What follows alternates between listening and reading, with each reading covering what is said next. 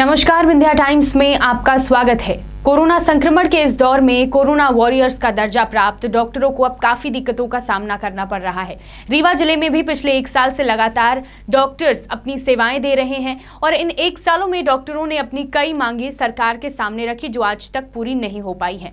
बढ़ते कोरोना संक्रमण को देखते हुए चिकित्सा शिक्षा मंत्री विश्वास सारंग के द्वारा आश्वासन दिया गया और उस आश्वासन को ध्यान में रखते हुए रीवा जिले के जूनियर डॉक्टर्स ने 5 अप्रैल को होने वाले प्रस्तावित आंदोलन को आगे बढ़ा दिया। रीवा जिले में डॉक्टर्स आगामी 8 अप्रैल को सांकेतिक विरोध प्रदर्शन करते हुए सभी सामान्य ऑपरेशन और ओपीडी का बहिष्कार करेंगे। रीवा जिले में डॉक्टर्स द्वारा सामान्य मरीजों को सामान्य तक ओपीडी चलाकर सेवाएं दी जा रही हैं।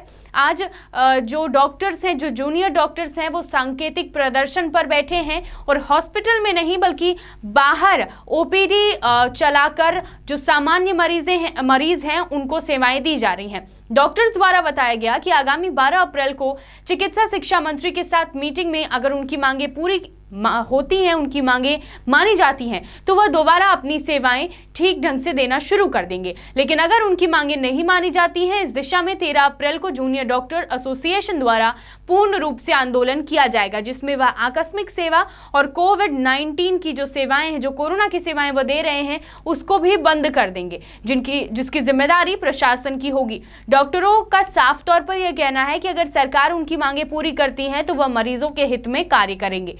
डॉक्टरों ने कहा कि पिछले 1 साल में उन्होंने सरकार से व्यवस्था बनाए रखने की बहुत सी मांगे उठाई, लेकिन अभी तक एक भी मांग पूरी नहीं हो पाई है। इसके अलावा संजय गांधी अस्पताल में काफी ज्यादा भार है जो जूनियर डॉक्टर्स के ऊपर भी पड़ रहा है। डॉक्टरों का कहना है कि सरकार ने नई भर्ती कराने की भी बात कही थी, लेकिन अभी तक किसी भी तरह की नई भर्ती नहीं हुई है और इसीलिए अब उनका लॉस होने लगा है। अपनी मांगों को लेकर जूनियर डॉक्टर्स ने आंदोलन की बात कही है और आज सांकेतिक रूप से प्रदर्शन पर बैठे हुए हैं।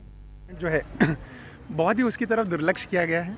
हमारे जो मरीज़ पॉजिटिव आए, जो उनका मैनेजमेंट रहा है, हमने काफ़ी सारे डिमांड्स किए यहाँ पर पिछले 1 साल से व्यवस्था बनाने के लिए, जो कोविड मरीजों को प्लस जो बाकी अतिरिक्त मरीज हैं उनके बीच में थोड़ा ये रखने के लिए कि व्यवस्था सुधरी हुई हो, जिससे उनका नुकसान ना हो जो मरीज़ कोविड में नहीं आते हैं, जैसे हार्ट पेशेंट हो गए, बाकी चीज़ों के मरीज हो गए, तो सामान्य मरीजों को। दूसरी चीज़ ये रही कि जो एग्जिस्टिंग वर्कफोर्स है, आपने कहा गया कि 1 साल में व्यवस्था बनाई जाएगी जिससे कोविड मैनेजमेंट अलग होगा और जो रेगुलर स्टाफ हैं, जो रेगुलर रेसिडेंट्स हैं, उनका इस्तेमाल इससे कम से कम किया जाए। तो जो सीरियस पेशेंट्स हैं उनका मैनेजमेंट हम टर्शरी केयर में, जैसे ये हमारा संजय गांधी है तो यहाँ टर्शरी केयर में हो, और जो नॉन सीरियस पेशेंट हैं उनको डिस्ट्रिक्ट लेवल पे या प्राइमरी हेल्थ केयर लेवल पे उनको डील किया जाए, उनको वहाँ देखा जाए। पर इस वक्त क्या हो रहा है, इस वक्त डिस्ट्रिक्ट लेवल से भी सारे serious patient, non serious patient दोनों का बर्डन संजय गांधी पर है। हम वहाँ के भी मरीज़ देख रहे हैं, ये भी देख रहे हैं, उसके साथ साथ हमारे जो रेगुलर एडमिटेड केसेस हैं उनको भी देख रहे हैं। तो एक डॉक्टर हफ्ते में 100+ आवर्स की ड्यूटी कर रहा है, ही इज़ ओवरवर्क्ड। आपने एग्जिस्टिंग बर्डन हमारे वर्कफोर्स के ऊपर और डाल दिया। जो हमारा वर्कफोर्स था, आपने रिक्रूटमेंट की बात कही थी कि हम नए मेडिकल स्टाफ इंक्लूड करेंगे, इसमें भर्ती कराएंगे और लोगों की, वो हमको कहीं दिखाई नहीं दे रहा। इस वक्त एट प्रेजेंट 6 एमओज हैं हमारे पास जो वर्क कर रहे हैं कोविड में, बाकी कोई नहीं है। तो हमारा एकेडमिक लॉस हो रहा है। हम आए थे यहाँ पर, जैसे कोई ऑफ्थेल्मोलॉजी का है, कोई ऑर्थोपेडिक का है, कोई गायनेकोलॉजी का है, बट आप इस वक्त सर्विस दे रहे हो कोरोना में। 1 साल से आप पिछले हम वेट कर रहे थे कि व्यवस्था कुछ प्लेस में आएगी तो हम वापस अपने अपने स्पेशलिटीज़ को चले जाएंगे और वहाँ के जो पॉजिटिव मरीज हैं या वहाँ पे जो एग्जिस्टिंग फोर्स है उनको हम पेशेंट्स को डील करेंगे। बट हुआ क्या, 1 साल में कोई चीज़ एट प्लेस नहीं है अभी भी, और हम सर्विस कर रहे हैं कोरोना में 1 साल से। तो हमारा जो एकेडमिक लॉस है उसका भरपाई तो कुछ हम देख नहीं रहे हैं, ना आगे होगा। तो एग्जिस्टिंग फोर्स में आपने क्या किया, फ़ी भी डबल कर दी। हमारी फ़ीस एग्जैक्टली 1.26 लाख कर दी, जो पहले 60-70,000 थी, आपने उसको 1.2 लाख कर दी। स्टाइपेंड अभी भी वहीं रुका हुआ है, पर फीस डबल कर दिया है। एग्ज़ाम का फ़ीस 4,000 से बढ़ा के 16,000 कर दिया है आपने एग्ज़ाम फॉर्म का फ़ीस। तो ये सारी चीज़ें हैं, जो हमारा रेसिडेंट है उसका एकेडमिक लॉस हो रहा है। आप उसके लिए यदि व्यवस्था कराई जाए, ऐसा सब हमारा मानना है। डिस्ट्रिक्ट हॉस्पिटल में भी कुछ जूनियर डॉक्टरों की ड्यूटी लगाई जा रही है। डिस्ट्रिक्ट हॉस्पिटल में अभी सुविधा एट प्लेस नहीं है मौजूद।